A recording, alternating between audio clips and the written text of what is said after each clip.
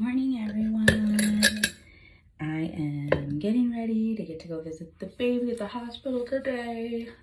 So excited. This is going to be my first time seeing him since they helivaced him, or medevaced him, whatever the term is, from the hospital. I got to see him briefly. They rolled him in his incubator, but, you know, not the same. I couldn't get out of bed. I couldn't reach in and touch him or anything. So this is really gonna be my first time seeing him. I talked to the NICU nurse this morning. He got his PICC line put in, which was good. And it was successful and he is tolerating it well.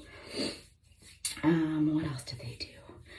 They did his second blood transfusion and his numbers came up, which is positive. Hopefully they'll stay up this time. They weren't sure last time why after his first blood transfusion, why his numbers went back down. He's on lower oxygen and maybe we'll be discussing getting extubated soon. So that's positive too. He is doing, it's like a trial feeding. I don't remember what the term is the nurse called it, but he is getting three milliliters, which is like 6 drops of breast milk every 6 hours as his feeding right now, along with, of course, his glucose and his IV stuff that comes in. So that's all positive. Definitely helps my mama heart relax a little bit. I'm really excited to see him. I love doing makeup on this. I am not really looking forward to this 1.5 hour, 2 hour drive right now, to be honest. I'm getting a lot of neck pain. I know the neck and head pain can be part of the post-anesthesia side effects, but it's not exactly an ideal way to travel. Obviously, I'm totally willing to do it because I want to see my son. I'm insanely excited to see him. I feel like this was the best news we've gotten this morning of how well he's been doing. He sounds like he's the most stable that he's been since he's been there, which is big because he was just so early and so little.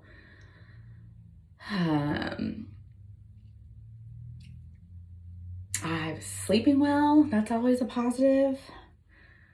Oh, that I talked about in my last video. I was going to try out this mom support group online for NICU moms. What do they call it? Graduates, NICU graduates, and current NICU mamas. It was pretty nice. I got pretty emotional, of course, because it's hard not to when you're talking about your baby who isn't home with you. We talked a lot about expectations, losing expectations, the anger of not having the birth you wanted. I really had that a lot with our first, when she came early. She was a planned water birth at home with a midwife. I mean, we had it all set up, and it was just so different because she was not as urgent. I don't want to say not as urgent. She was not as fast of a C-section. When we were in the hospital, they did 9 hours of monitoring to determine if she needed to come out. Their goal was to keep me pregnant as long as possible. I wasn't dilated or anything that time. I was, I had a placental abruption, so I was in pain and bleeding, but my cervix wasn't dilated. There were no other signs of labor. My water didn't break, nothing. So this time when I got to the hospital again, he was delivered within 1.5 hours. And that's because I was already dilated. The placenta was already coming out of the cervix. And then my water broke right before I went on into the operating room. Like literally, we were starting to wheel me out, and I felt the gush happen, and I freaked out. And then I was like, "Oh, you peed," and then she was like, "Oh no, your water broke." And it changed really quickly because it was clear. I remember looking down when she lifted the sheet, and just looked like the normal clear water when it breaks. But then the nurse told me by the time I got to the operating table and they transferred me from my bed to the operating room bed, I passed a bunch of blood clots, and there was just a ton of blood. So the difference between these two situations has really impacted me. I definitely still do have a lot of anger about, like, one, just having to go through this again, because the NICU life just sucks. There's no other word for it. It just sucks. And then anger because it was supposed to be, I told my husband this was supposed to be our fun birth. Like, we were going to have sushi and mimosas, and we were going to celebrate because he's our final baby. And I totally was expecting another VBAC because our second was a VBAC. And so it's just, there was no time whatsoever to prepare mentally even a little bit for this C-section. With our first, the OB hospitalist who was at the hospital out there when our daughter was delivered let me know pretty early on, like, you might be having a placental abruption. We're monitoring baby. Her heart rate did drop and took a while to come back up. And then she was like, if it happens again, you're going to have the C-section. And so I was more mentally prepared. And then, they prepped me. They did all the wipes and whatever else they had to do for prepping. And they got my husband his scrubs. So it was just so different. And this feeling of feeling so robbed out of, like, the birth experience you wanted.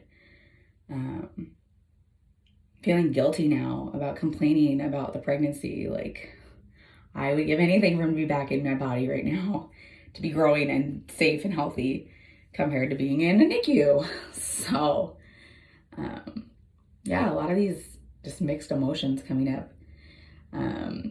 But I'm trying to focus on the positive right now. Just get excited to go see him. I've been pumping a ton. My breasts are so hard and sore.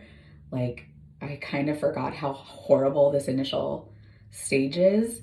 I've been pumping probably not enough. I probably need to up my pumping. I'm going to be talking to lactation at the NICU. And I have a lactation consultant who's going to do a virtual appointment with me so we can talk about just overall how to make this the best journey possible for us. Our daughter was able to transition pretty well to bottle and breastfeeding when she was able to mouth feed in the NICU. So that's good. I'm hopeful Colton will get to do the same thing. I don't think I said his name yet. Yeah, his name's Colton. He's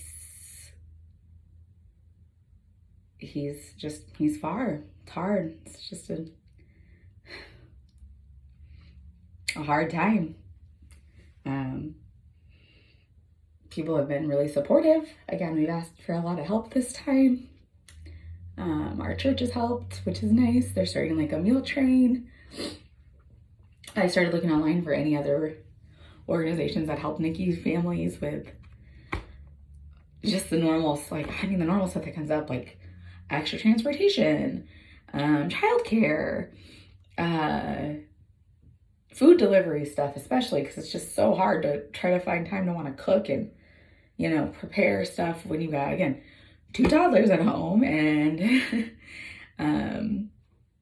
just trying to navigate that stuff of life, waiting now for my work's short-term disability for maternity leave to come kick in, and how long is that going to take? I have no idea. And what are we going to get, and finances and bills and just the gamut of life that still continues, even though this would be the nicest time if I had like a legit pause button. Like, can I just pause everything right now so I can take care of my kiddo in the hospital and not have to worry about the rest of life? Like, it just doesn't work that way. So if any of you know of any other like resources out there for NICU parents, please comment it, leave it here. I'm interested. I don't think I know everything. Like, I'm happy to learn more. If there's any nonprofits you guys know of or any other organizations that might help out. If I find any, I'm happy to post it and talk about it too, because I feel like that's how we share this information the best.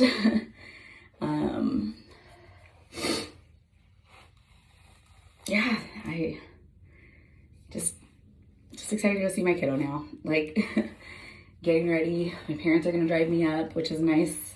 My husband watches our other two kids.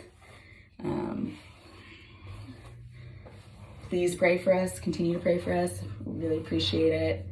I do have a link to our GoFundMe on my page description if anyone is interested in donating. But really just prayers and continued best wishes is so beneficial. I will probably post an update after I see him. Maybe while I'm in there, I don't know. We're gonna go with how I feel and what I'm focused on. So hope everyone has a good day. God bless. Bye.